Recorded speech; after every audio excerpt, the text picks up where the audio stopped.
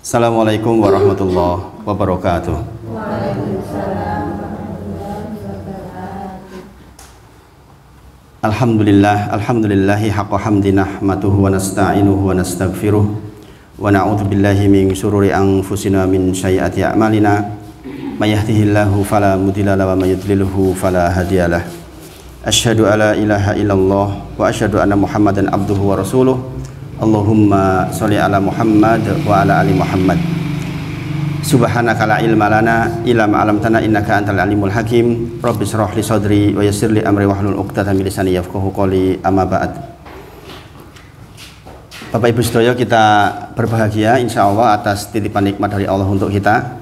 Kita sungguh-sungguh bersyukur atas titipan nikmat ini dan kita memohon kepada Allah agar titipan nikmat ini bisa menjadi wasilah agar kita semakin bertakwa kepada Allah Subhanahu wa taala, agar kita semakin taat kepada Allah Subhanahu wa taala. Sekecil apapun nikmat ingkang Allah titipkan kepada kita, tidak lain tujuannya agar kita bisa menegakkan ibadah kepada Allah Subhanahu wa taala. Jikalau kita masih diberi paninggalan ingkang sehat, berarti kita sedang diminta oleh Allah untuk bisa beribadah dengan penglihatan kita, yaitu melihat hal-hal yang membuat kita semakin bertakwa kepada Allah. Jikalau kita harus menonton sesuatu, pastikan tontonannya adalah tontonan yang membuat kita semakin dekat kepada Allah Subhanahu wa taala. Umpami panjenengan taksih diparingi pendengaran ingkang sae, maka pastikan kita mendengarkan hal-hal yang membuat kita semakin dekat kepada Allah Subhanahu wa taala. Eman-eman waktu berlalu kalau kita mendengarkan sesuatu yang justru membuat hati kita tidak tentram dan tidak menuju kepada Allah Subhanahu wa taala. Andai kita masih diberi kemampuan ngendika ingkang sae, maka pastikan setiap kalimat yang keluar dari mulut kita, kalimat-kalimat yang terukur ingkang saged dinilai dados ibadah. Sampun ngantos keperucut medal swanten jebul tidak bernilai ibadah. Maka itulah yang namanya syukur kepada Allah. Jadi kita bersyukur kepada Allah dengan cara mengubah setiap nikmat dados ketaatan kepada Allah Subhanahu wa taala. Kerugian ingkang ageng jikalau kita diberi nikmat kok sampai lewat waktu boten bertambah pahala kita. Kita tahu hari ini sedemikian banyak orang yang di rumah sakit, berharap sembuh, berharap sehat, berharap saged kados panjenengan iki, saged tindakan, saged duduk. Maka kita sungguh-sungguh harus bersyukur terhadap seluruh nikmat itu. Suatu ketika saya datang ke seseorang yang sedang sakit. Orang ini masih muda tetapi terkena stroke. Saya pernah ceritakan kalau nggak keliru, masih muda, masih di bawah 35 tahun sudah kena stroke. Saya datang ke tempat beliau, kebetulan waktu itu amar lagi adzan. Saya tanya ke yang bersangkutan, Mas Ali, bagaimana rasanya sekarang? Gitu. Nangis gitu. Dulu ketika sehat dengar adzan nggak nangis, gitu. Sekarang nangis gitu. Iya Mas, pengen banget yang masjid Mas. Demikian yang sering terjadi Bapak Ibu sedaya. Jikalau kita diberi nikmat sehat, kadang-kadang dengar suara adzan lewat mawon. Gini apa nggih?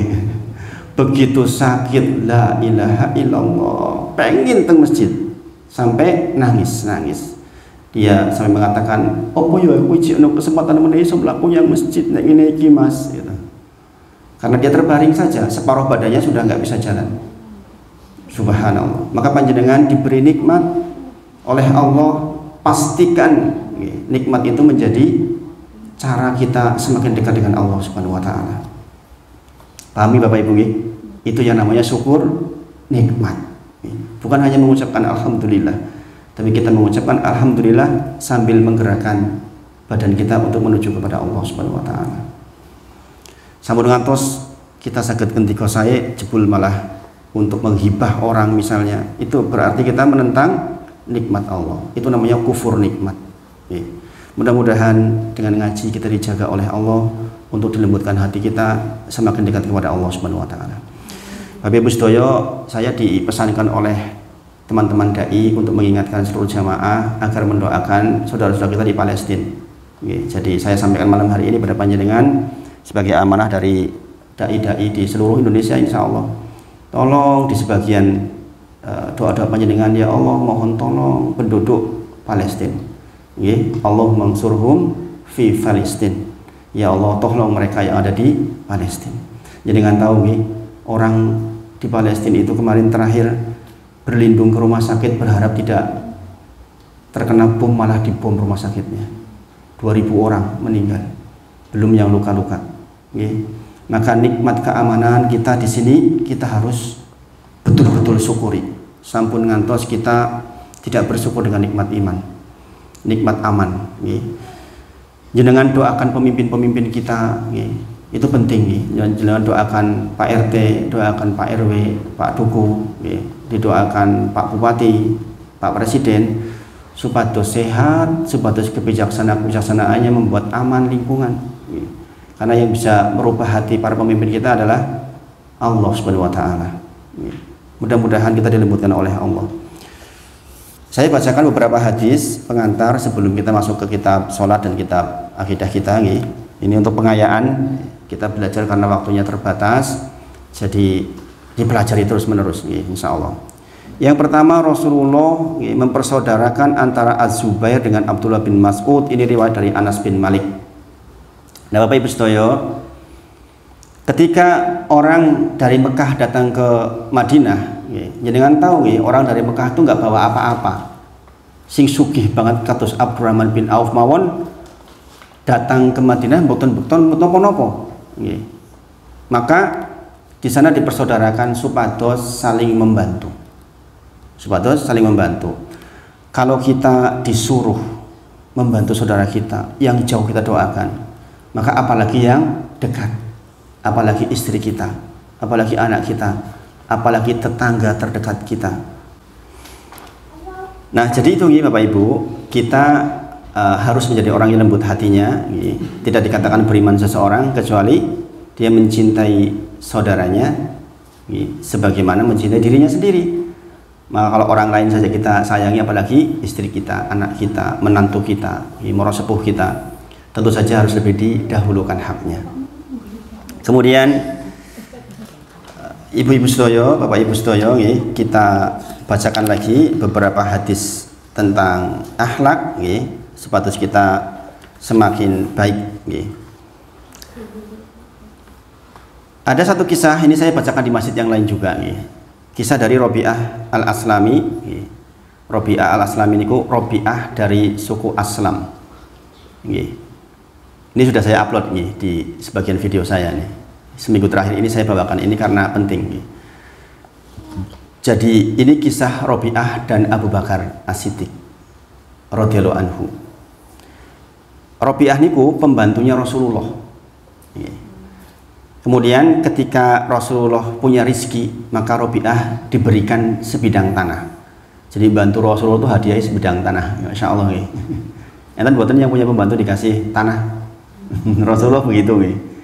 Kebetulan tanahnya bersebelahan dengan tanahnya Abu Bakar As-Siddiq radhiyallahu anhu.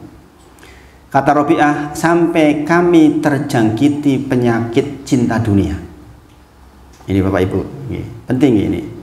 Jadi kita itu kalau nggak dekat sama Allah, nanti kita akan terjangkiti penyakit cinta dunia. Takut mati, cinta dunia takut mati. Kemudian karena kecintaannya terhadap dunia, mereka bertemu di kebunnya itu, tanah itu. Yang kebetulan di tanah itu tumbuh pohon kurma yang di tengah-tengah batas. Ini sering terjadi, ini harus hati-hati. Maka kemudian Abu Bakar As-Siddiq mengatakan kepada Robi'ah, tandan kurma ini milik saya. Kata Abu Bakar. Robi'ah mengatakan, bukan, itu milik saya. Pernah buat kejadian nggak sih? Teng wates, di batas tanah tumbuh, terus gue rebutan. Pernah rebutan? Nah, ini jangan hati-hati.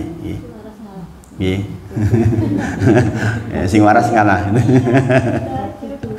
Nah, ini ada kisah di sini. Jadi kalau selevel Abu Bakar As-Siddiq saja pernah mengalami seperti ini, apalagi orang awam. Makanya kita tuh harus ingat terus, ngaji terus. Karena kita kalau nggak ngaji ya nanti pikiran kita akan ke bawah, akan ke bawah. Maka kemudian bertengkarlah dua orang ini, bertengkar kata-kata. Sampai Abu Bakar As-Siddiq mengeluarkan kalimat yang menyakiti hati saya, kata Robi'ah. Abu Bakar mengucapkan kalimat yang menyakiti hati saya. Abu Bakar As-Siddiq orang beriman, begitu salah langsung kelingan. Quran surah Ali Imran 135. Orang-orang muslim itu, orang mukmin itu adalah orang-orang yang ketika dia salah, dia langsung ingat Allah dan beristighfar kepada Allah Subhanahu wa taala. Maka kemudian dia mengatakan kepada Rabi'ah, "Wahai Rabi'ah, ucapkan kepadaku kalimat yang semisal itu." Supaya kosong-kosong maksudnya, supaya jadi kisos. Kisos tahu nggih? Nek nengkono salah loro, yo gawe salah loro supaya pur, maksudnya paham nggih? Maka dia mengatakan, "Wahai Rabi'ah, katakan kepada saya ucapan seperti ucapan saya tadi semisal, supaya saya nggak punya hutang sama kamu," maksudnya. Paham Bapak Ibu? Nah, Rabi'ah mengatakan, "Saya nggak mau, wahai Abu Bakar, saya nggak mau ngomong begitu." Maka kemudian Abu Bakar mengatakan, "Tolong ucapkan kalimat itu yang semisal, biar sakit saya juga mengalami, sehingga kita kosong-kosong." "Nggak mau, saya tetap nggak mau," kata Rabi'ah. Maka kemudian Abu Bakar mengatakan, "Kalau begitu saya mau lapor ke Rasulullah." Arab kondo kali Rasulullah Shallallahu Alaihi Wasallam. Rabi'ah tetap mengatakan, "Tetap saya nggak mau ngomong begitu." Omongan elek moh gitu. Maka kemudian mereka berdua bersepakat menuju ke Rasulullah. Di tengah jalan, ini saya ambilkan dari kitab Silsilah Hadis Sahih. Di tengah jalan mereka bertemu dengan suku Aslam, sukunya Rabi'ah. Namanya satu suku, koncono dielek-elek ya. Wah, dibelani ora trimo.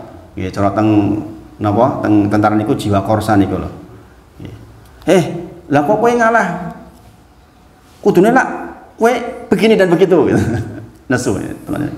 Maka kemudian Rabi'ah mengatakan, "Tolong jangan ganggu dia. Kamu tahu siapa ini?" Jadi Rabi'ah itu sebenarnya ngerti Abu Bakar itu siapa. Kata Rabi'ah, "Dialah satu di antara dua orang." Kalau orang Arab paham ini. Satu di antara dua orang, maksudnya satu di antara dua orang yang di dalam gua. Jadi dengan tahu tuh kisahnya Rasulullah dan Abu Bakar di dalam gua, itu kisah besar itu. Kisah besar. Jadi nanti baca lagi. Bagaimana kisah ketika Abu Bakar As-Siddiq bersama Rasulullah di dalam gua. Intinya dua orang ini adalah orang yang sangat disayangi oleh Allah maksudnya. Maka Rabi'ah mengatakan, "Jangan kau bikin marah dia. Jangan kau bikin dia jadi nengok ke kita." Gitu. Karena apa? Kalau dia marah, dia akan kondo karo koncone sing siji mau. Koncone sapa? Rasulullah Shallallahu Alaihi Wasallam. Kalau dia marah, kondo koncone yo nesu. Kalau dua orang ini marah, Allah marah. Gitu. Jadi Rabi'ah itu sebenarnya tahu kualitas imannya Abu Bakar. Jadi kalau dua orang marah ini bahaya. Maka pulang kalian. Maka kemudian mereka berdua menuju Rasulullah. Sampailah di Rasulullah, kemudian Abu Bakar menyampaikan tentang kisah yang barusan begini dan begini. Maka Rasulullah mengatakan kepada Rabi'ah, "Betul yang dikatakan kamu oleh Rabi'ah. Engkau baiknya tidak mengucapkan kalimat semisal." Paham Bapak Ibu? Jadi jangan diloroni, ojo ngucapke sing semisal itu. Apa kata Rasulullah? Sebaiknya engkau katakan, "Semoga engkau mengampunimu Abu Bakar." Paham Bapak Ibu? Abu Bakar karena tahu hukum, dia kemudian balik dan nangis Abu Bakar. Kenapa nangis Bapak Ibu? Kenapa nangis? Karena dia masih punya hutang sama Rabi'ah. Belum tentu Rabi'ah maafin. Minta ampun sama Allah, diampuni sama Allah. Rabi'ah belum. Penjenengan perlu tahu, kalau kita punya hutang kalimat menyakiti orang lain, besok jenengan ditemukan dengan orang itu di kontoro. Sebelum masuk surga dibersihkan dulu, dikisos. Kalau orang yang nggak ridho, maka pahala jenengan diambil. Kalau pahala jenengan habis, dosanya dia masukkan jenengan. Subhanallah. Maka hati-hati dengan kalimat. Menyakiti orang lain, berhutang kepada orang lain, kok tidak selesai sebelum mati, ini bahaya banget Bapak Ibu.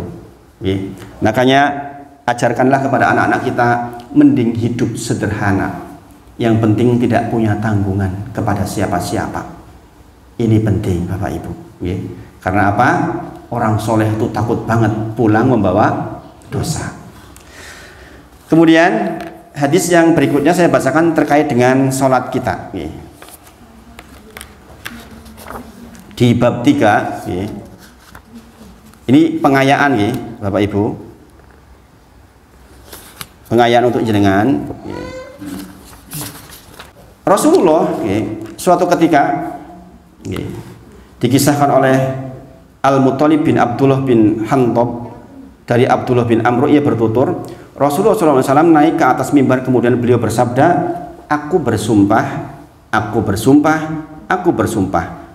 Kemudian beliau turun dari mimbar dan beliau mengatakan, bergembiralah, bergembiralah. Gitu. Kalimatnya Rasulullah. Rasulullah naik ke mimbar, kemudian Rasulullah mengatakan, la uqsim, la uqsim, la uqsim. Aku bersumpah, aku bersumpah, aku bersumpah. Kemudian summa nazala faqala, kemudian Rasulullah turun dan berkata, abshiru, abshiru, bergembiralah, bergembiralah. Innahu, sesiapapun sesungguhnya, man sholat, yang dia sholat sholawatil khomsa, sholat yang 5. Ini tidak membicarakan sholat duha, sholat tahajud, belum. Ini hanya mengatakan sholawatil khomsa, sholat yang 5. Maka dia diberi hak masuk surga dari pintu manapun yang dia suka. Maka Rasulullah katakan, saya bersumpah, saya bersumpah, saya bersumpah, bergembiralah, bergembiralah. Siapapun orang yang bisa menjaga sholat yang 5, maka dia diberi hak masuk surga dari pintu mana yang dia suka. Ini berlaku untuk laki-laki dan perempuan. Dulu saya sampaikan hadis khusus perempuan, ya. Ini berlaku laki-laki dan perempuan.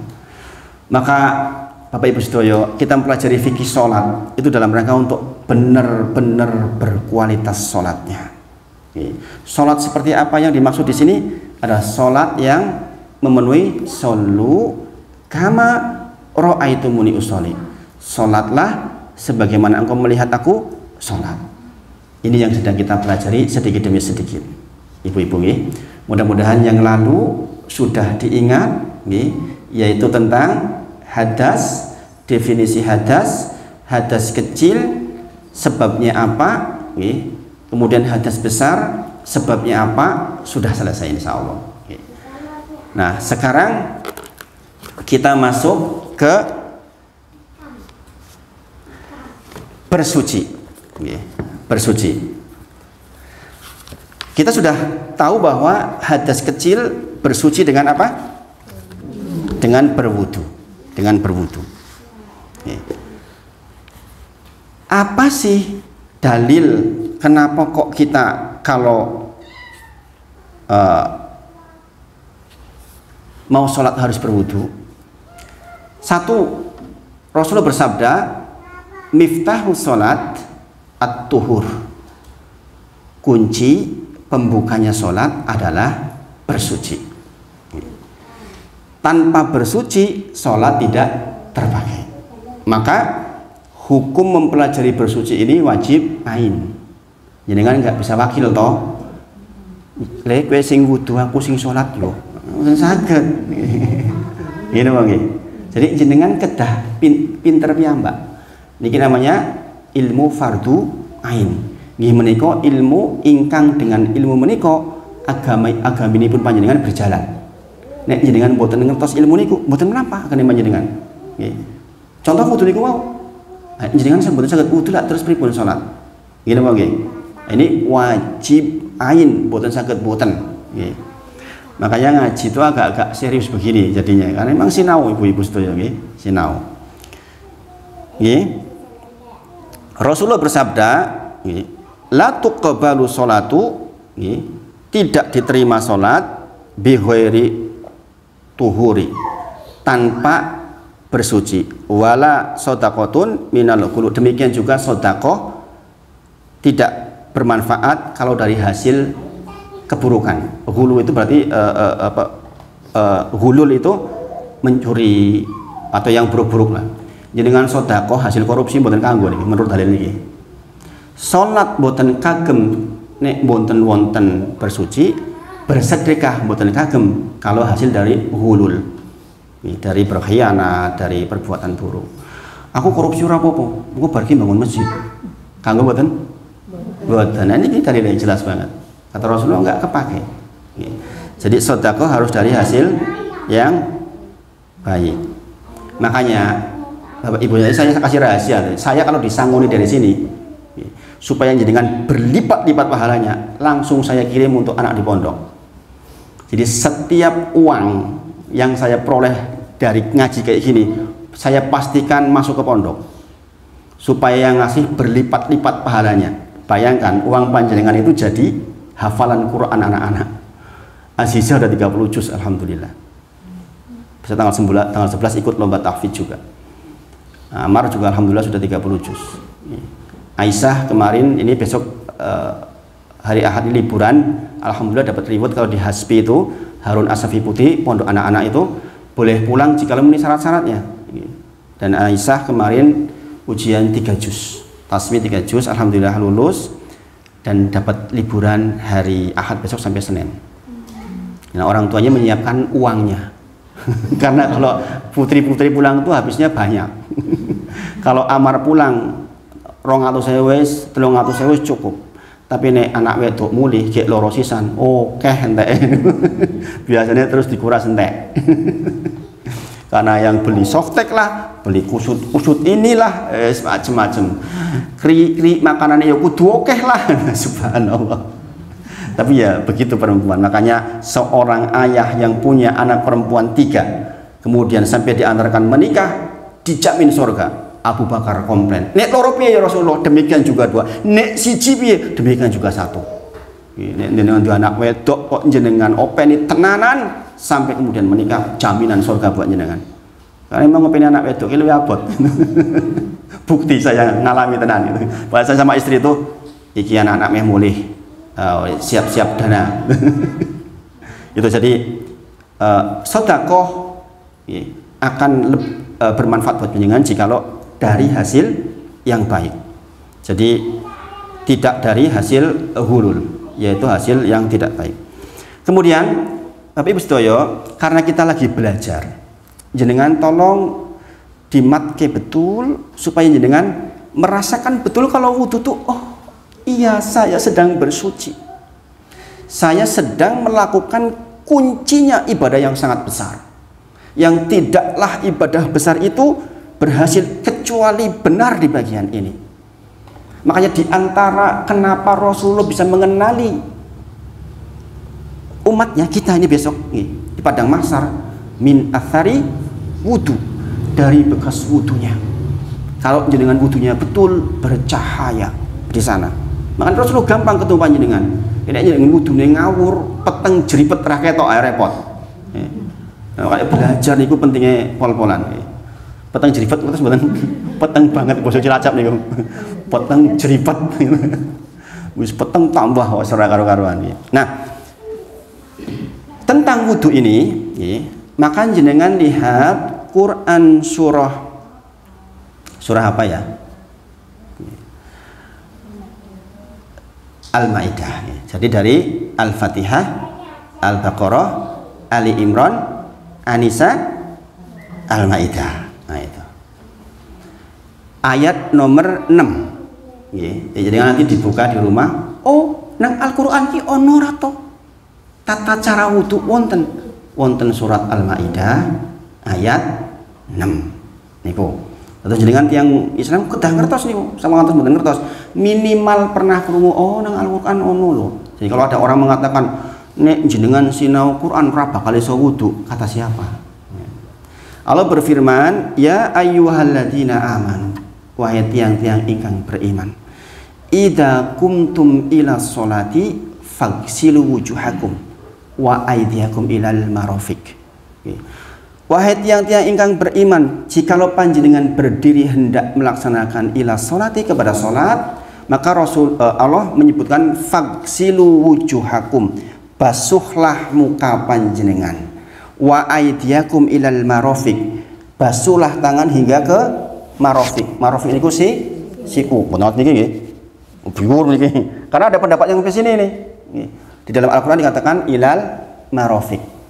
Wa aidiyakum, tangan, ilal marafiq. Kemudian wamsahu biruusikum, sapulah kepala panjenengan, wa arjulakum ilal ka'bain, dan basuhlah kaki hingga mata kaki. Dados ibu-ibu, bapak-bapak, yang rukun di dalam wudu itu ya 4 ini.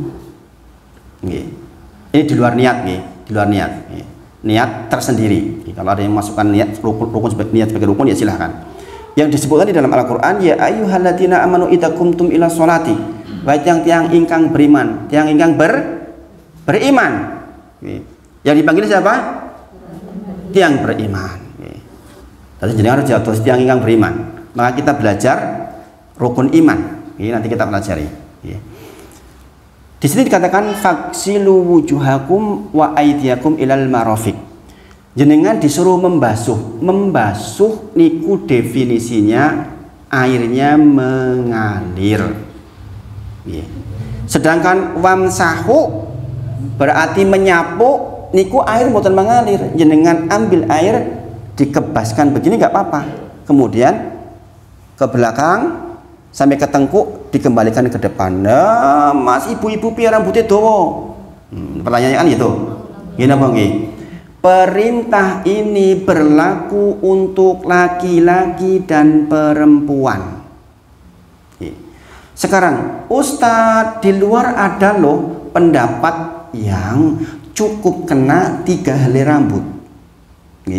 Di sebagian mazhab mengatakan cukup dengan 3 helai rambut. Kalau jenengan pilih cara itu silahkan. Itu pilih mazhab Syafi'i. Yang jika jenengan sentuhan dengan suami batal. Jadi jenengan wudune cara ngono kuwi berarti jenengan pemilihan mazhabnya dan mazhab Syafi'i berarti jenengan sentuhan batal. Adapun yang begini, sentuhan kalau tidak dengan syahwat tidak batal. Jadi pilihan. Tetapi dari sekian literasi bacaan yang saya baca, yang paling aman ya ini, yaitu menyapu dari depan ke belakang begini Ibu nggih. Set. Kemudian dikembalikan ke depan, baru kemudian memasukkan ini dan diputar begini. Seperti itu caranya. Jadi kalau rambutnya panjang, nanti saya bacakan. Bagaimana jika rambutnya panjang? Memang ada keringanan untuk balik ke depannya tidak perlu. Yang penting jenengan sudah merasa mengusap. Karena kalimat wamsahu niku itu seluruh kepala. Makanya masjid yang baik itu memang masjid yang tempat wudhu perempuan itu tertutup. Sehingga jenengan bebas mau buka jilbab juga kepena. Itu diantara masjid yang sudah sunnah itu harus seperti itu. Jangan sampai terbuka. Kalau terbuka jenengan puncaran niku lak bingung. Gitu apa nggih? Jadi sini meskipun seperti ini nanti dibuat supaya tempat wudhunya nyaman untuk ibu-ibu. Faktanya ibu-ibu banyak lebih rajin ke masjidnya aja banyak bapak-bapak ibu-ibu toh. Gitu. Jadi gitu nggih. Rukun wudu kalau berdasarkan yang tertera di dalam surah Al-Maidah tidak termasuk sunah-sunahnya ada 4, yaitu faghsilu wujuhakum membasuh wajah, wa aydiyakum ilal marafiq yang kedua adalah tangan sampai ke siku, kemudian wamsahu bi ru'usikum yaitu mengusap kepala, wa arjulakum ilal ka'bain. Dados nek jenengan banyune mung sithik, mboten usah nganggo cuci tangan dulu. Langsung faghsilu wujuhakum, ambil langsung ke muka. Batas muka itu ini yang batas sampai ke sini nih, sampai menyela-nyela ininya gitu. Jadi bagian depan ini. Kemudian wa aydiyakum ilal marafiq. Jadi jenengan yang kedua ambil untuk tangan. Kemudian disapu, kemudian kaki. Cukup. Kalau airnya lagi susah kayak sekarang. Di tempat tinggal saya sekarang kalau mulai ba'da subuh pun mati, ngantos jam 11 siang. Jadi tadi mau berangkat ke sini kecil banget. Kebetulan di rumah itu nggak ada penampungnya, jadi kadang-kadang ya saya kekurangan air. Cuma karena saya biasa sholat di masjid jadi nggak bingung. Jadi kalau yang nggak biasa sholat di masjid mesti bingung. Karena saya biasa di masjid jadi ya insya Allah tidak jadi soal. Kemudian wa in kuntum junuban fatahharu. Jikalau panjenengan sedang junub, maka bersucilah. Bersuci dengan apa? Mandi. Wa in kuntum mardau, wa in kuntum jikalau panjenengan mardo sakit. Au ala safarin atau panjenengan sedang di dalam perjalanan. Au jaa ahadum minkum minal ghaid, atau panjenengan habis dari belakang. Au lamastumunisa falam tajidu ma'an, atau panjenengan kemudian lamastumunisa. Apa itu? Bertemu istri panjenengan, berhubungan. Falam tajidu ma'an, kok bar niku jenengan boten kepanggih toyo. Falam tajidu ma'an, panjenengan dalam kondisi harus bersuci, habis dari belakang atau habis berhubungan dengan istri, kok tiba-tiba ora entuk banyu. Mari katakan fatayammamu sha'idan thayyibah. Maka jenengan boleh tayamum sha'idan thayyib, dengan sha'id. Sha'id niku napa? Debu. Debu yang bersih, yang suci. Jadi secara umum Bapak Ibu, debu itu dihukumi bisa untuk menyucikan. Nanti saya sampaikan pada panjenengan hal-hal kapan kita boleh tayamum. Jadi ora ujub-ujub tayamum. Di sini dikatakan, masih penak aku gak tayamum wae, ebrek wis langsung rampung nek mboten angsal niku. Di sini dikatakan falam tajidu ma'an, umpami panjenengan boten kepanggih toyo. Maka dikatakan fatayamamu sha'idan thayyiban. Maka panjenengan boleh tayamum dengan sha'id. Sekali lagi sha'id itu adalah debu. Famsahu biwujuhikum wa aydiyakum min. Cuma dua yang dibahas, yaitu famsahu biwujuhikum, bruk wujuhikum, wa aydikum min, dan tangan. Kalau untuk tayamum tidak harus tertib, dibalik boleh. Ini dulu boleh, brek tahu nggih? Mundut, sha'id maksudnya. Gitu, plek. Baik ini dulu atau wajah dulu diperbolehkan. Kemudian ma yuridullahu liyaja'alaikum min haraj. Allah tidaklah menghendaki kepada panjenengan min haraj, sebuah kesulitan. Ini kalimat penting, jenengan beragama niku mboten bikin angel. Jadi nek ngantos agama angel, keliru niku. Agama niku mboten angel. Bayangin orang ono banyu yo nganggo sha'id, enggak apa-apa. Engko nek ora ono banyu, ora ono sha'id, ora bersuci tetap salat. Nah itu. Tetapi ojo ujug-ujug ora bersuci terus salat. Lah ini keliru. Ada orang sekarang berkembang di masyarakat tentang Gusti Allah ki rahmatnya luas. Salat sembarang wae tetep iso, mosok ora iso. Nah itu keliru. Belajar dulu. Nek wis sinau kok ijik keliru, insya Allah Allah luas rahmatnya. Begitu ibu-ibu. Jangan langsung wae ora apa. Gusti Allah niku rahmatnya luas. Aku salah-salah ora apa. Mosok sih ora ketompo. Wis gelem salat wae untung. Wis gelem sujud wae untung. Niku nggih bener, tapi syaratnya harus lewat pembelajaran dulu. Jangan langsung ke situ. Niku penting ibu-ibu nggih.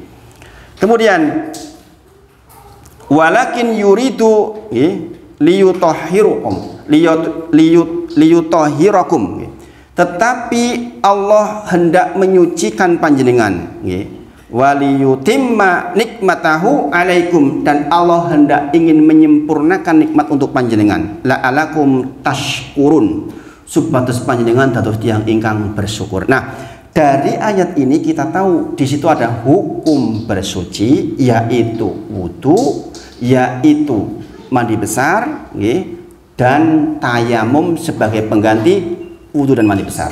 Teng wudu niku wau teng Al-Qur'an surah Al-Maidah ayat nomor 6. Jadi jangan nanti di rumah dibuka-buka ibu-ibu. Maka ibu-ibu, bapak-ibu sedaya, tolong setelah ngaji begini jenengan hari-hari dilewati dengan maos Quran dan artinya. Jenengan dalam 1 tahun sampun ngatos setahun kok ra lulus 11. Mosok si setahun 305 dina kok jenengan ora maca Quran saat ini ora rampung. Lah niku iman-iman. Minimal pisan-pisan jenengan rampung. Kenapa? Jenengan mboten ngertos bahasa Arab. Ngene apa nggih? Maka di samping maos Arabnya juga maos bahasa Indonesianya. Banyak orang-orang non-muslim masuk Islam gara-gara maca artinya. Dia nggak ngerti bahasa Arabnya, dibaca artinya, akhirnya paham sedikit-sedikit, akhirnya masuk Islam. Maka jenengan sing pun Islam sampun ngantos kalah. Masa wong Islam sidak tahun urung tahu pisan-pisan rampung maca arine Quran. Padahal sinetron wis berapa episode. Wah, ngerti kabeh episode dari A sampai Z, nganti nek cerita lekoh banget. Iku nek Bu, tenan kae lho Bu. Kayak banget. Al-Fatihah artinya apa? Qul a'udzu birabbil nas artinya apa? Pripun yo? Nggih. Maka jenengan sudah ngaji. Nggih. Bentuk rahmat Allah, sayang Allah pada panjenengan adalah Allah menurunkan Al-Qur'an dengan terjemah seperti ini. Nggih. Supaya jenengan saged ikut belajar. Kemudian sekarang bagaimana praktek wudu yang lengkap? Tadi kan praktek wudu yang utama saja, yaitu yang pokok-pokok saja. Itu sudah sah, ibu-ibu. Seperti itu sudah sah. Jadi dengan ambil air, kemudian langsung ke wajah, langsung ke tangan, kemudian mengusap kepala, kemudian kaki, niku sah niku pun. Tetapi kalau panjenengan ingin wudu sebagaimana tata cara wudunya Rasulullah SAW, maka ada di hadis dari pembantunya Utsman, yaitu Humron, pembantu Utsman, yang menceritakan kisah wudunya Utsman radhiyallahu anhu. Jadi kalau jenengan pengen tahu tata cara wudu yang benar dari awal sampai akhir terkait dengan sunah-sunahnya dipenuhi, yaitu wudunya Utsman bin Affan radhiyallahu anhu. Saya bacakan. Humron, pembantu Utsman, menceritakan bahwa Utsman bin Affan radhiyallahu anhu pernah meminta air untuk wudu, kemudian dia ingin berwudu. Beliau membasuh kedua telapak tangannya 3 kali. Nah, ini makanya jenengan praktek yang ini toh, jenengan lah basuh tangan dulu 3 kali. Ini apa nggih? Ini yang praktek jenengan. Niki nek bayune akeh. Niku wau nek bayune sithik, nek bayune akeh jenengan seperti Utsman, yaitu jenengan mengambil air kemudian dibasuh 3 kali. Kemudian membasuh tangan kanan sampai ke siku. Pertama telapak tangan, kemudian berkumur-kumur diiringi memasukkan air ke hidung. Namanya istinsak. Di madzhab Syafi'i dikatakan orang yang tidak istinsak adalah buruk wudunya. Buruk wudunya. Istinsak itu nyedot air sampai ke ujung hidung. Sampai kados jenengan pernah ngerasakan gurah. Pernah gurah mboten? Dereng pernah. Kalau yang sudah pernah gurah tahu rasanya kayak apa. Tes cenut di sini tuh. Terus jenengan kalau nyedot air ambil, kemudian setelah cuci ini, tangan 3 kali, kemudian jenengan ambil air, dimasukkan ke mulut, madoh namanya. Madoh artinya berkumur-kumur, gitu. Paham ibu-ibu? Sambil disedot sebagian, dipisah nggak apa-apa. Riwayat ini membolehkan ambil dulu madoh dulu baru istinsak boleh. Tapi kalau bisa sambil dimasukkan ke sini, itu lebih baik. Karena contohnya begitu. Dan ibu-ibu, ini ada rahasia yang penting sekali di dalam istinsak. Kalau panjenengan yang termasuk sering sakit kepala, sering flu, kalau jenengan membiasakan istinsak, insya Allah sembuh. Ini beneran ini ibu-ibu. Saya pelakunya.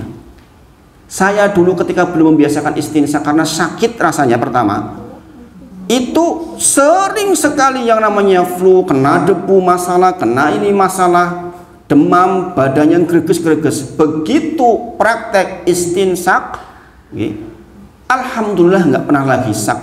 Insya jarang banget yang namanya sakit kepala pening, itu jarang banget. Padahal umur sudah bertambah. Jadi jenengan sedot betul ibu-ibu. Jenengan udah praktek belum nih istinsak ini? Susah. Pokoknya merasakan sampai senut gitu. Sahabat menyampaikan, jika bukan karena kecintaanku kepada Rasulullah SAW, maka kami wegah praktek istinsa. Karena pertama senut sakit, tapi ibu-ibu kalau jangan pun praktek seminggu mawon rutin pun boten kata niku. Pun boten sakit. Itu kesaksian semua orang yang sudah praktek. Saya punya jamaah orang kaya ini, tapi punya penyakit apa namanya yang di sini yang di hidung? Sinus, betul. Penyakit sinus. Pengobatan ke sana kemari nggak sembuh-sembuh. Sembuh atas izin Allah dengan istinsak. Ya, jadi kemudian berkumur-kumur, mengambil air berkumur-kumur, diiringi memasukkan air ke hidung, kemudian dikeluarkan. Jadi berkumur-kumur, jenengan boleh mengeluarkan kumur-kumurnya dulu baru dikeluarkan yang di hidung, atau sebaliknya silahkan. Ini tidak harus tertib. Jenengan ambil, masukkan ke mulut, berkumur-kumur sambil dimasukkan ke hidung, disedot supaya sampai ke sini disedot, kemudian dikeluarkan. Gitu. Jadi ngantos bersih, tenang. Maka kalau jenengan cara wudhunya betul, masya Allah, manfaatnya banyak. Orang mau boten. Nah ini pentingnya belajar, karena inilah salah satu hadis terbaik menerangkan tentang wudhu. Kemudian membasuh mukanya 3 kali sebagaimana tadi. Ini rukun sebagaimana yang ada di Al-Quran. Kemudian membasuh tangan sampai ke siku 3 kali dengan urutan tangan kanan selesai dulu. Bukan begini, urut itu bukan begini. Bukan, urut itu menyelesaikan ini 3 kali, baru kemudian pindah ke kiri 3 kali. Kalau ini namanya bukan urut. Paham nggih? Dulu waktu masih kecil begitu saya. Gitu. Sami.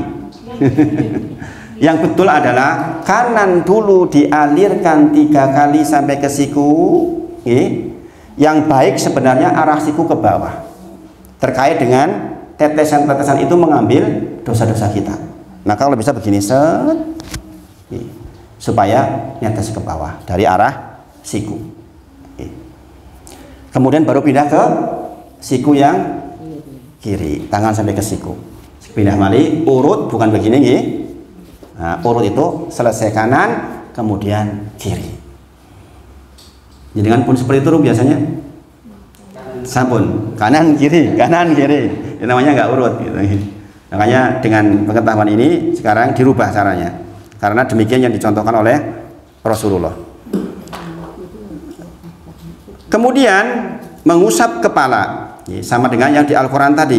Kemudian membasuh kaki kanan sampai mata kaki 3 kali. Ini juga sama, urut adalah kanan dulu 3 kali, baru kiri 3 kali. Buatan tul itu bukan.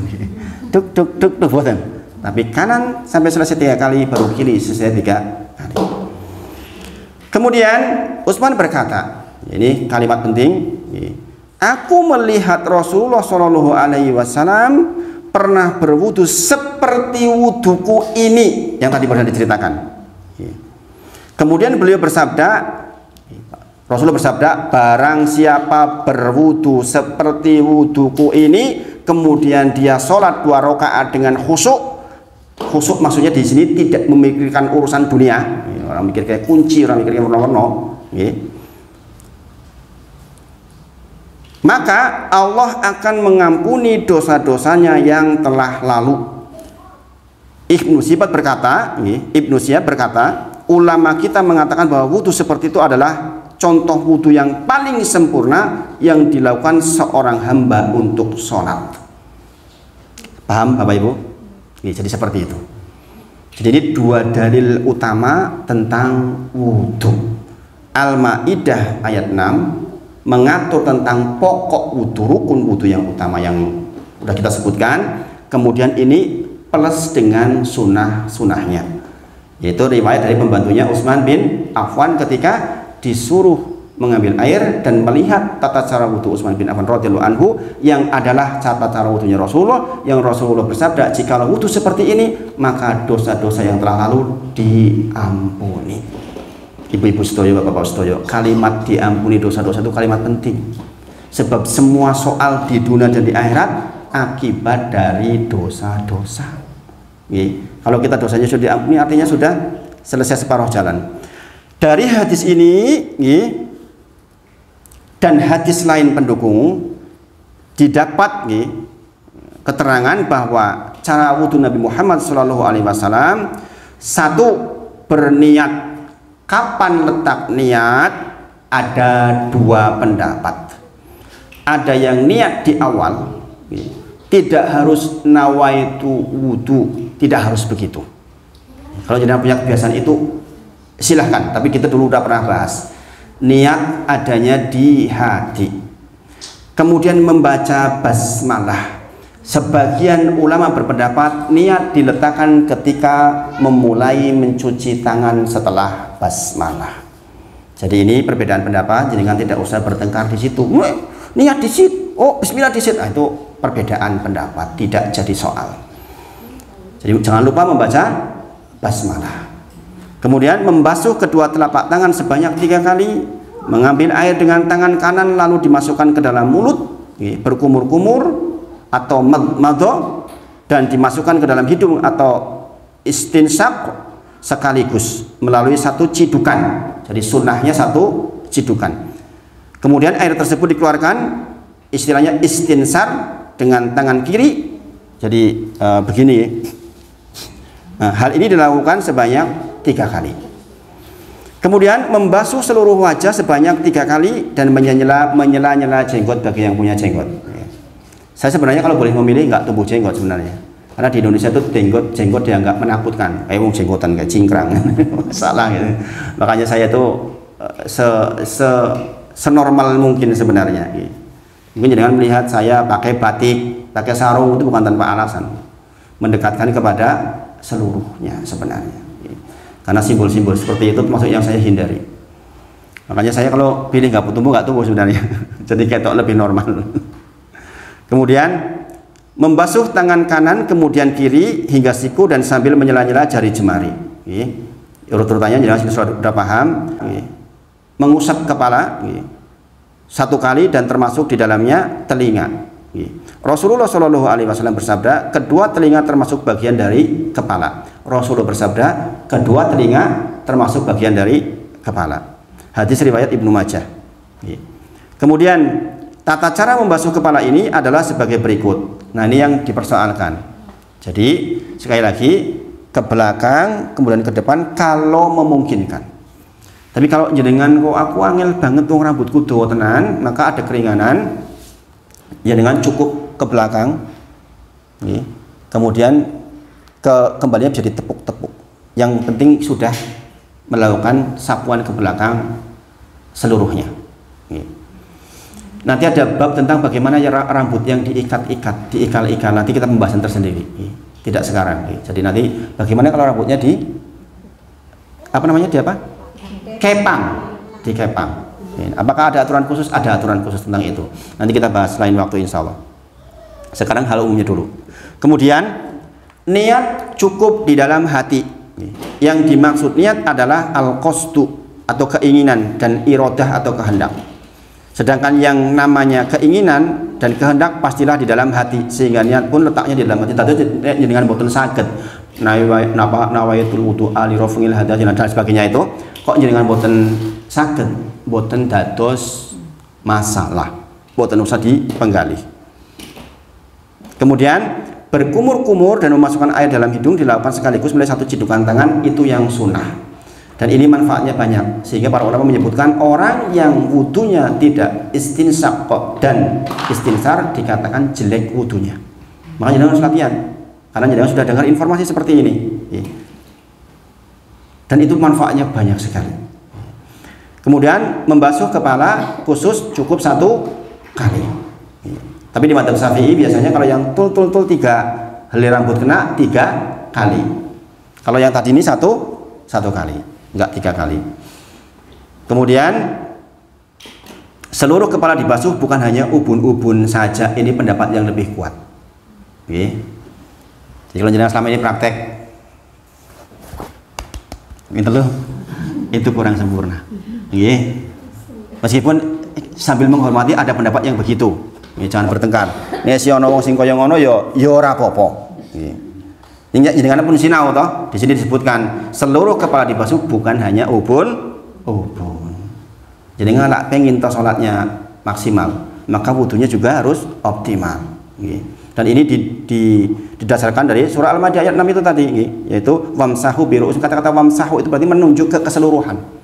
Wamsahu menyapu itu berarti menunjuk ke keseluruhan, bukan ubun-ubun. Karena perintahnya adalah wamsahu bi ru'usikum, basuhlah kepala.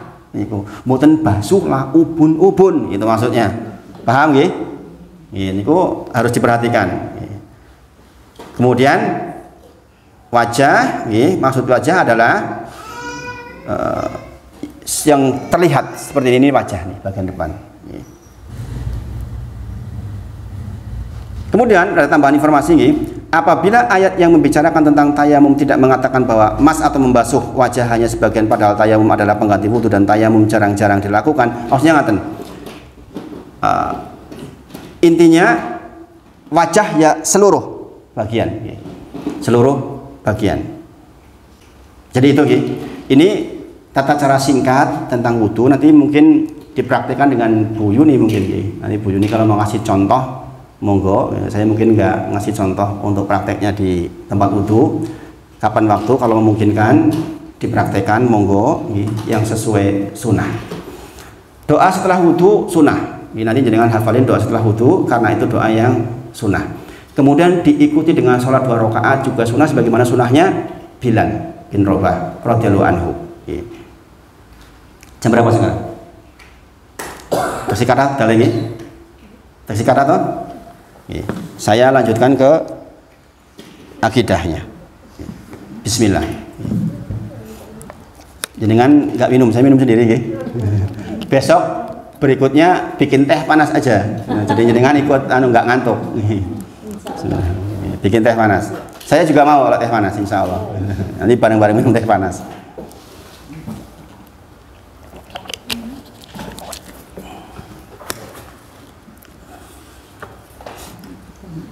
Bapak Ibu sedaya, kita kemarin di bab akidah sudah belajar tentang hadis Jibril. Menikah hadis tentang rukun Islam, rukun iman, rukun ihsan, dan tentang hari kiamat. Dan tentang hari kiamat. Maka hari ini kita coba untuk perjelas.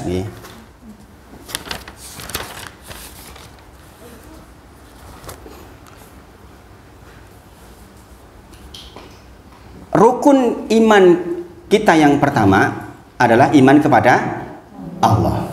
Rasulullah ketika ditanya oleh Jibril alaihissalam, akhbirni anil iman, terangkan kepadaku tentang iman, maka Rasulullah menjawab, antuk minabillahi wa malaikatihi wa kutubihi wa rusulihi wal yaumil akhir, antuk minabil qadari khairihi wa syarrihi. Ada 6. Nah, masing-masing yang 6 itu kita harus paham detail, Bapak Ibu sedaya. Tujuan kita belajar salah satunya itu. Maka mau tidak mau, kalau kita mau beriman kepada Allah, kita harus mengenali Allah. Nggak bisa nggak. Gini Bang, jenengan percados kalih tiang enggal. Mesti jenengan mikir, iki wonge bener apa orang? Patut dipercaya apa orang? Kan begitu. Gini Bang. Demikian juga kita percaya kepada Allah. Maka kita harus mengenal Allah itu siapa. Sehingga kita yakin betul, nek aku njaluk yo karo Gusti Allah tenanan, insya Allah misalnya seperti itu. Sehingga jenengan betul-betul tahu betul zat yang jenengan sembah. Maka di sini ada istilah, saya sebenarnya menghindari istilah-istilah yang ilmiah begini kalau sama jenengan, saya khawatir jenengan malah bingung. Istilahnya rububiyah gitu istilahnya itu. Tapi jenengan mungkin juga rububiyah ki panganan opo to. Intinya ngaten nggih. Jenengan kan mengucapkan alhamdulillahi rabbil alamin. Rabbil alamin. Alhamdu segala puji lillah Alhamdulillah milik Allah Rabb semesta alam. Gini apa nggih? Maka di sini disebutkan, ini sudah saya sampaikan di pertemuan sebelumnya, tapi ini saya perdalam. Nggih menika Rob di sini mengandung minimal 3 pengertian. Dulu saya sebutkan 5, sekarang diperingan. Maksudnya jenengan mengucapkan Alhamdulillahi Rabbil Alamin. Maksudnya jenengan sedang mengatakan tentang bahwa Rob Allah itu adalah yang maha menciptakan, yang maha memiliki, yang maha mengatur. Ini kalau jenengan paham ini sebenarnya mudah mengenali Allah. Ini nggak ada di agama lain, Bapak Ibu. Ini perlu tahu. Ini seperti ini nggak ada di agama lain, hanya ada di agama Islam. Pelajaran seperti ini. Jadi Allah itu yang menciptakan. Berarti mboten enten zat lain selain Allah yang menciptakan atau ikut nimbrung menciptakan. Sampai di sini saya dipahami, saya lambat-lambat ini. Tidak ada selain Allah yang menciptakan dewean atau milu-milu kalau Gusti Allah, milu-milu gawe bareng-bareng Gusti Allah, mboten enten. Rob maksudnya satu-satunya yang menciptakan namung Gusti Allah. Jadi kita harus paham ya. Jadi kalau jenengan mengucapkan Alhamdulillahi Rabbil Alamin, segala puji milik Allah, zat yang satu-satunya pencipta, yang menciptakan langit, menciptakan bumi, menciptakan kita, menciptakan segala sesuatu itu hanya Allah saja. Kemudian karena Allah yang menciptakan, maka Allah pula yang memiliki. Sebagaimana saya sampaikan kepada panjenengan dulu, rambut juga milik Allah, kuku milik Allah. Buktinya kita bilang kuku ojo dawa ben aku ora repot, ra iso. Ngene apa nggih? Rambut mau kanggo dawa barang aku kudu nyang salon barang. Repot. Karena milik Allah kita nggak bisa apa-apa. Jadi satu-satunya yang memiliki seluruh dunia beserta isinya adalah Allah Subhanahu wa taala. Jadi jenengan mboten usah gumun nek nonton wong sugih banget, itu juga milik Allah. Semuanya titipan dari Allah Subhanahu wa taala. Makanya Bapak Ibu, di dalam hadis qudsi dikatakan, jangan sekali-kali jadi manusia kita punya rasa sombong. Karena kata Allah sesungguhnya sombong itu selendangku. Barang siapa yang pakai selendangku, aku lemparkan ke neraka jahanam. Paham Bapak Ibu? Sampun ngantos dateng teng ati kita sedaya niku. Raos sombong. Karena sombong itu total miliknya Allah. Kalau kita ikut-ikutan pakai itu selendang, kata Allah dilempar ke neraka jahanam. Makanya kita tuh nggak boleh. Kadang-kadang orang dengan kekayaannya sombong, subhanallah, aku sugih kok. Atau dengan kepintarannya pintar, sombong, subhanallah. Atau dengan kedudukannya melihat orang lain rendah. Sombong Bapak Ibu dalam bahasa syariat artinya dua. Yang pertama menolak kebenaran, yang kedua merendahkan orang lain, itu sombong. Jadi kalau jangan sombong itu bukan pakai baju bagus, sombong, bukan ibu-ibu, bukan itu. Sombong itu jangan pakai mobil apik terus sombong, bukan itu. Jenengan sugih pakai mobil bagus silahkan. Jenengan sugih banget ngoklam mesti apik banget, silahkan saja. Itu bukan sombong.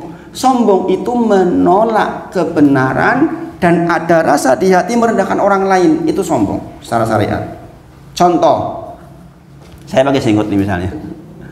Kemudian dikatakan, oh, makin panjang jenggot, makin gitu misalnya. Nek jenggotnya doi terus dadi bodoh misalnya begitu.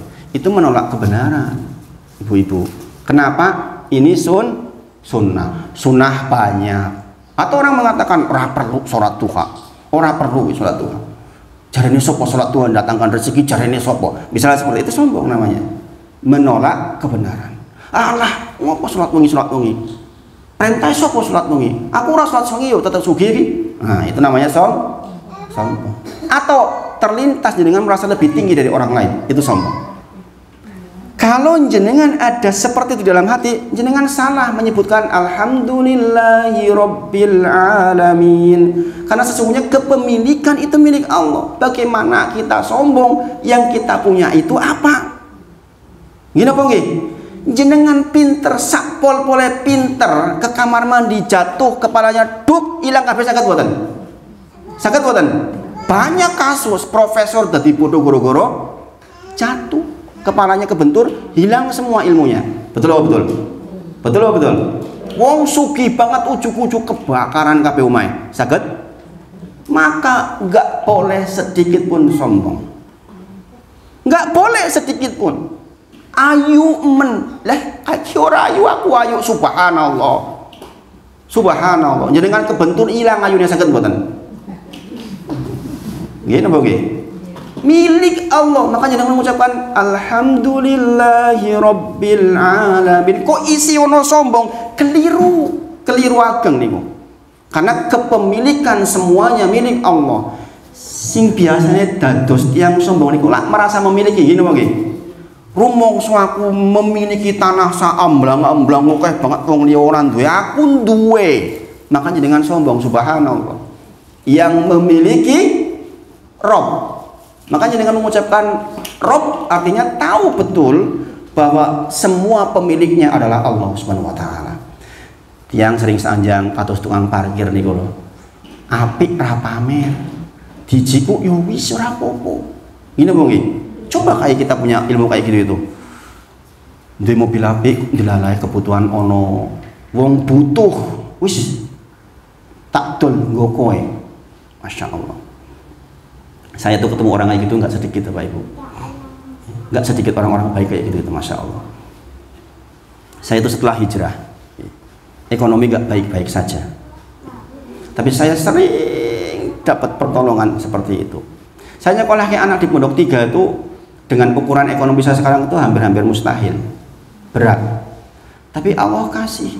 Makanya sering saya ceritakan Amar Yusuf itu anak saya yang di Haki itu, saya itu udah nggak bayar SPP. Karena ada telepon dari pondok, Ustadz, jenengan nggak perlu bayar SPP lagi. Ada orang datang ke pondok bayarin SPP-nya Mas Amar. Siapa Pak? Nggak boleh diberitahu. Jadi saya nggak tahu siapa sampai sekarang. Ada orang-orang baik begitu di luar. Di saat saya berjuang seperti ini, Allah kirimkan malaikat-malaikatnya untuk bantu. Masya Allah. Azizah sama yang di Hasbi. Ada temen yang aku ikut bantu untuk Azizah. Karena kegiatan saya seperti ini Bapak Ibu. Kegiatan saya seperti ini. Jadi istri saya sering bilang, daripada kowe nggo maksa usaha untuk ngumpulin uang, mending go sinau. Luwih manfaat nggo wong akeh. Itu istri saya begitu itu. Makanya saya bersyukur punya istri yang rela susah. Istri saya itu nggak pernah megang uang kok lebih dari 2 juta tuh nggak pernah sejak hijrah. Boro-boro kok 2 juta. Jadi nanti kalau hari habis Ahad ada anak datang itu, nanti malamnya nggak punya uang. Itu. Gitu. Tetapi saya sadar betul semua miliknya Allah Subhanahu wa taala. Semua milik Allah Subhanahu wa taala. Jangan kayak Korun. Ketika kaya dikatakan dari mana kekayaanmu? Innama udituhu ala ilmin indi dalam Quran surah Al-Qasas. Dia mengatakan, "Oh, aku sugih, pantes wong aku ki pinter. Aku ki pinter dagang." Sebab karena saya pinter dagang, omonganku pinter, maka aku sugih. Ditenggelamkan Bapak Ibu. Di dunia saja sudah ditenggelamkan, apalagi di akhirat. Maka sebenarnya mali kata Rob artinya dialah Allah yang maha memiliki. Kemudian karena Allah yang menciptakan, Allah yang memiliki, berarti Allah yang mengatur. Tidak ada yang ikut-ikutan mengatur selain Allah. Jadi yang mengatur jenengan sakit atau tidak Allah. Makanya kalau jenengan sakit banyakin istighfar, banyakin istighfar, banyakin istighfar. Quran surah Hud ayat 52. Ketika orang sakit, ingat-ingatlah Quran surah Hud ayat 52. Kemarin ketika saya sempat sakit, Ibu, saya sempat dijeda dengan ceramah 2 minggu ini, saya dikasih sakit oleh Allah. Sakitnya apa? Saya kesusahan pipis. Ini sebenarnya penyakit sudah lama sejak SMP. Tapi kemarin berat. Jadi saya setiap kali pipis itu seperti ada yang ganjel, pengen pipis kayak pengen buang, susahnya luar biasa 2 hari itu. Ahad pagi saya bilang sama istri, saya berangkat enggak ya? Berangkat aja ya, mudah-mudahan jadi kebaikan. Saya berangkat dalam kondisi ceramah menahan pipis, sakit luar biasa. Setelah selesai saya ceritakan ke jamaah ada yang mengatakan sederhana. Ustadz, coba dengan beli kecibeling. Masya Allah ibu-ibu, murah. Malam hari saya mengkonsumsi kecibeling, jam 2 saya bangun, pipis ke belakang, sakitnya, subhanallah, sakitnya sampai delik-delik, sampai nangis saya. Keluar pasir-pasir itu. Ya, jadi mungkin itu kristal batu ginjal, kalau dibiarkan ya bisa bahaya. Jadi yang mengatur tubuh saya Allah, maka saya serahkan kepada Allah. Para ulama kalau sakit menaburi dirinya dengan banyaknya istighfar. Kenapa? Dalilnya Quran surah Hud 52. Allah berfirman, wa ya qaumi, ini Hud kepada kaum yang kaum Ad. Wa ya qaumi istaghfiru rabbakum, beristighfarlah kepada Rabb kalian, tsumma tubu ilaihi, dan bertobatlah kepada Allah, maka yursilis samaa alaikum midrara, dengan engkau istighfar, dengan engkau bertobat, astagfirullah wa atubu ilaih, kata Allah, akan diturunkan hujan dari langit rezeki maksudnya. Kemudian wa yazidkum, dan akan aku tambahkan kepada kalian kuatan ila kuatikum, kekuatan badan terhadap kekuatan yang sudah ada. Jadi kan tahu nggih, kaum Ad itu badannya besar, kuat, peradabannya maju, tapi sombong. Siapa yang lebih kuat dari saya, kata mereka. Dihukum sama Allah. Maka kalau kamu ingin dikembalikan kekuatannya, istighfar. Ini kata para ulama, obat sakit yaitu istighfar. Maka saya lakukan ketika begitu saya sakit, mungkin ribuan istighfar. Astagfirullah, astagfirullah, astagfirullah, astagfirullah. Dan ini kejadian lagi ya Pak Ibu. Saya ngimam di belakang rumah. Sekarang saya sholat di belakang rumah, di Masjid At-Taqwa namanya. Ada perumahan di belakang rumah itu. Saya ngimam sholat isya, waktu itu tiba-tiba, namanya sholat isya sunahnya agak panjang sedikit gitu. Tapi sepanjang-panjangnya saya baca biasanya setengah halaman. Kayak tadi saya baca cuma setengah halaman itu untuk surah Al-Qiyamah. Saya dilalai waktu itu berat, mau baca panjang kok rasanya koyo sing gondeli. Akhirnya saya baca idza jaa nasrullah dan baca qul huwallahu ahad. Ternyata di belakang saya ada jemaah yang jatuh.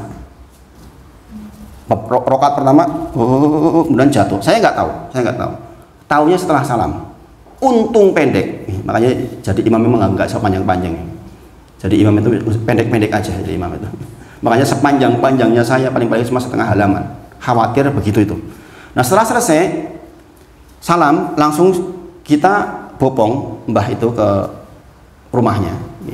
Kebetulan ini rajin banget mbah ini sholat di masjid, masya Allah rajin banget beserta anaknya.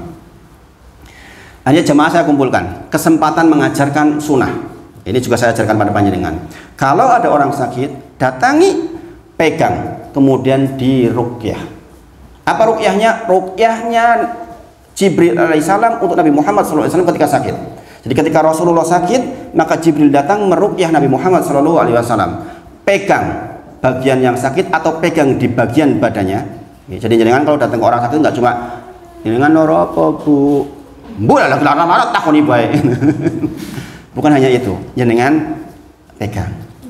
Tentu saja yang boleh nih, laki-laki dengan laki-laki dipegang. Kemudian jenengan bacakan Bismillahi arkik. Bismillah dengan menyebut nama Allah, arkik, saya meruqyahmu. Tanpa diminta oleh orangnya. Kemudian min kulli syai'in yu'tik, dari seluruh penyakit yang membuatmu sakit. Min kulli syarrin nafsin au ainin hasid, dari keburukan jiwa dan dari keburukan pandangan mata. Ingat, di antara sumber penyakit adalah hasad. Makanya dikatakan, Rasulullah menyebutkan kalau ada yang bisa mendahului takdir, itulah penyakit ain. Makanya jenengan jangan mengundang hasad orang, walaupun jenengan duitnya oke banget, rasa nggak masing terlalu berlebihan, itu sumber penyakit. Atau jangan punya anak pinter banget, jangan terlalu sering ditampilkan, karena itu sumber penyakit. Kalau ada orang hasad sama jenengan kena. Makanya ruqyahnya Rasulullah pun seperti itu. Min kulli syarrin nafsin au ainin hasid. Allahu yasfik, ya Allah sembuhkan ini. Bismillahi arkik. Alhamdulillah, tadi sudah sholat bareng lagi. Ini orang sudah 68 tahun. Sudah sehat alhamdulillah. Nah, jadi sekali lagi yang mengatur adalah Allah. Maka mengenal Allah, kita mengenal Allah sebagai Rabb. Dalam bahasa akidah namanya rububiyah. Ini jangan tidak perlu harus tahu rububiyah gimana nopo. Intinya seperti itu. Intinya seperti itu. Kalau di pondok begitu, rububiyah adalah bla bla bla bla bla. Uluhiyah adalah begitu kira-kira pelajarannya. Kalau saya buat seperti itu jangan bingung. Dengan seperti ini insya Allah jangan lebih paham. Adapun dalil keterangan dari Al-Quran tentang Allah pencipta, Allah pengatur, Allah pemilik sangat banyak, lengkap di kitab ini. Lengkap. Sampai jam berapa Bu Yuni? Sekarang udah 1 jam belum? Sudah capek ibu-ibu apa belum? Belum, masih kuat? Masih kuat? Kalau masih kuat saya kasih dalil penciptaan. Jadi tadi apa? Rob berarti yang menciptakan, yang memiliki, yang mengatur. Apa dalilnya? Pak Wahid Kondoko yang ngono ki sapa ngendi? Jadi kira-kira tanya lagi. Zaman sekarang itu harus begitu ibu-ibu. Kalau zaman dulu kan kadang-kadang kita asal terima aja. Nah sekarang mboten. Supaya jenengan lebih tentrem, jenengan harus tahu dari mana. Di antaranya adalah pertama, dalil umum. Dalil umum bahwa Allah menciptakan segala sesuatu. Quran surah Az-Zumar ayat ke-62. Quran surah Az-Zumar ayat ke-62. Ibu-ibu sepindah malih ngaji bareng saya, kondur biasakan berinteraksi dengan Al-Quran. Al-Qur'annya yang harus ada terjemahnya. Al-Qur'annya sing ageng supados jenengan mau nyanyi tidak capek. Sedinten jenengan minimal baca 1-2 lembar, 3 lembar, 5 lembar. Jangan lewat hari boten maos Qur'an lha terus pripun. Ini ujug-ujug mati. Ada di Ar-Rahman, Masjid Ar-Rahman di Seribitan. Istri saya sekarang ngajar tahsin di sana. Pesertanya banyak sekarang, semangat Masya Allah. Itulah pentingnya kita belajar. Mungkin Bu Yuni juga kebetulan belajar bareng istri saya juga di sana. Persoalan mengajar persoalan passion Bu Yuni. Saya ajarkan ke istri begini, Masya Allah. Santrinya semangatnya pol-polan, jarang yang izin. Gitu. Nah, sampai kemana ya? Mau jadi cerita ke situ. Intinya Al-Quran maksudnya. Kenapa mereka ibu-ibu ini mau belajar? Ditanyain kan sama itu, biar tahu motivasinya. Tolong takok ke ibu-ibu, apa toh sebabnya panjenengan kok gelem ngaji Quran?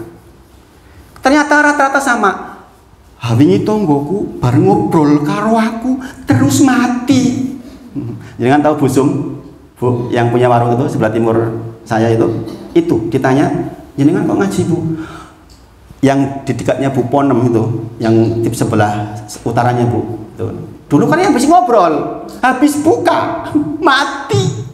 Subhanallah. Sejak itu dia mengatakan, "Nek aku koyo ngono urung ngaji Quran piye?" Tuh Bu. Jadi saya tahu motivasi mereka belajar masalah. Ada Bu Endang dosen, mau belajar dari nol, dari Masya Allah. Insya Allah mau saya pindah ke rumah karena di masjid waktunya terbatas, harus pada Isya. Ini rencana mau saya pindah ke rumah. Kemarin ketika saya sampaikan ke jamaah, langsung ada yang kasih meja itu 20, dibelikan sama Pak Tono namanya. Untuk jagarnya juga sudah dibikinin oleh jamaah juga, Masya Allah. Itu amal jariah itu, amal jariah. Jadi berinteraksi dengan Quran, bagaimana tidak ibu-ibu? Coba. Kata-kata tadi, Allah mencipta, Allah mengatur, Allah memiliki. Di mana? Quran surah Az-Zumar ayat 62. Itu loh Allah menerangkan di situ bahwa Allah lah yang menciptakan segala sesuatu. Terus jenengan mboten crita ngoyo-woro ndi dalile itu. Sok ngendi to informasi niku saking Al-Qur'an. Niku ibu-ibu. Makanya ayo belajar Al-Qur'an ibu-ibu. Di sini Bu Yuni sudah belajar dan bisa mengajarkan ke yang lain. Pastikan step-stepnya terlewati. Pakai Iqra, nggak masalah. Kemudian ada forum di mana dibacakan tuh artinya. Kalau mungkin males dewean, yo kumpul-kumpul sekali-kali dalam sehari apa 2 hari sekali. Moco artinya, niku penting banget niku, penting banget. Sehingga ketika saya mengucapkan Az-Zumar 62, oh wis pernah krungu, niku loh. Paham ibu-ibu nggih? Bapak-bapak, hari-hari lewat jangan jenengan namung sinetron. Saya itu nggak ada TV, Bu, nggak ada TV. Sudah lama saya itu nggak pakai TV. Nonton kados niki suwe. Hihihi. Terus entuk nopo? Ngene apa nggih? Entuk seneng Ustaz, nek ora kaya ngono ya hiburan. Nek jenengan pun biasa maos Quran niku hiburane langkung hebat. Dijamin tentrem sama Allah yang punya hati panjenengan. Kalau jenengan berinteraksi Al-Qur'an dengan Al-Qur'an niku dijamin hatinya jenengan tentrem. Kalau jenengan katanya misalnya nonton sinetron hiburan misalnya, kan hiburan Ustaz, ya kan? Nanti saya jadi tentrem, nanti jadi melayani suaminya jadi semangat. Jenengan maos Quran, Allah yang menjanjikan jenengan tentrem. Bayangin, pilih pundi cobi kata niku. Jelas pilih dari yang keterangan dari Allah Subhanahu wa taala. Nah, di dalam Quran surah Az-Zumar ayat 60 dikatakan Allah menciptakan segala sesuatu dan Dia memelihara segala sesuatu. Allah menciptakan segala sesuatu dan memelihara segala sesuatunya itu. Berarti segala sesuatu. Ini makanya dikatakan dalil umum. Adapun dalil spesifik, maksudnya dalil Allah menciptakan tumbuhan, Allah menciptakan hewan, itu ada di dalil yang lain. Contoh, Allah menciptakan tumbuh-tumbuhan ada di dalam Quran surah Yasin ayat ke-36. Yasin ayat ke-36. Jenengan sudah hafal surah Yasin. Maha suci Tuhan yang telah menciptakan pasangan-pasangan semuanya, baik dari apa yang ditumbuhkan dari bumi dan dari apa yang mereka mau, dan dari diri mereka maupun dari apa yang tidak mereka ketahui. Ini dalil tentang Allah menciptakan tumbuh-tumbuhan secara spesifik. Kemudian Quran surah An-Nahl ayat ke-5, Quran surah Ar-Rahman ayat ke-14, Quran surah Ar-Rahman ayat ke-15. Itu keterangan tentang Allah menciptakan secara spesifik, menciptakan tumbuhan, menciptakan hewan, itu diterangkan. Allah menciptakan manusia, diterangkan secara khusus. Ini menjadi dalil bahwa Allah lah Rabb yang maha menciptakan segala sesuatu. Sebenarnya saya ingin bacakan satu-satu dengan tafsirnya, tapi tentu saja waktunya terbatas. Nanti sambil jenengan dibuka-buka. Jenengan buka di rumah Quran surah Yasin 36. Nanti lihat videonya nggih. An-Nahl ayat ke-5, kemudian Ar-Rahman ayat 14 nggih. Kemudian Ar-Rahman ayat ke-15 tadi 14 nggih. Kemudian Quran surah Al-Hajj ayat ke-73 nggih. Kemudian Quran surah Luqman ayat ke-11, Quran surah Al-Ahqaf ayat ke-4 nggih. Kemudian dan seterusnya, masih banyak lagi. Itu adalah dalil dari Al-Qur'an tentang Allah yang maha menciptakan. Adapun dalil tentang Allah maha memiliki dan Allah maha mengatur, kita bahas di pertemuan berikutnya insya Allah. Ini adalah pembahasan tentang rukun iman yang pertama, yaitu antu'mina billahi. Kita beriman kepada Allah. Beriman hanya bisa dilakukan kalau kita mengenalinya. Kalau nggak kenal maka bagaimana kita beriman? Nah, itu yang disampaikan malam hari ini. Mudah-mudahan bermanfaat. Untuk kitab yang tentang akhirat itu udah saya ajarkan di masjid lain. Kalau jenengan mau buka videonya sudah sampai pertemuan yang ketiga, sudah sampai ke ucapan para salafus soleh dan para imam ketika menjelang meninggal. Apa sih yang diucapkan orang-orang hebat, orang-orang soleh ketika menjelang meninggal?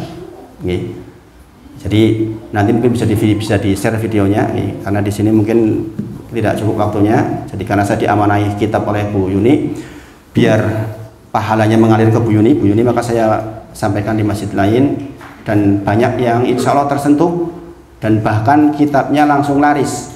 Itu yang beli sudah banyak, yang beli dari ceramah saya banyak yang beli kitab itu.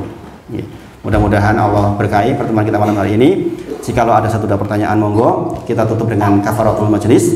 Subhanakallahumma wa bihamdika asyhadu an la ilaha illa anta astaghfiruka wa atubu ilaik. Wa akhiru da'wana alhamdulillahirabbil alamin. Assalamualaikum warahmatullahi wabarakatuh.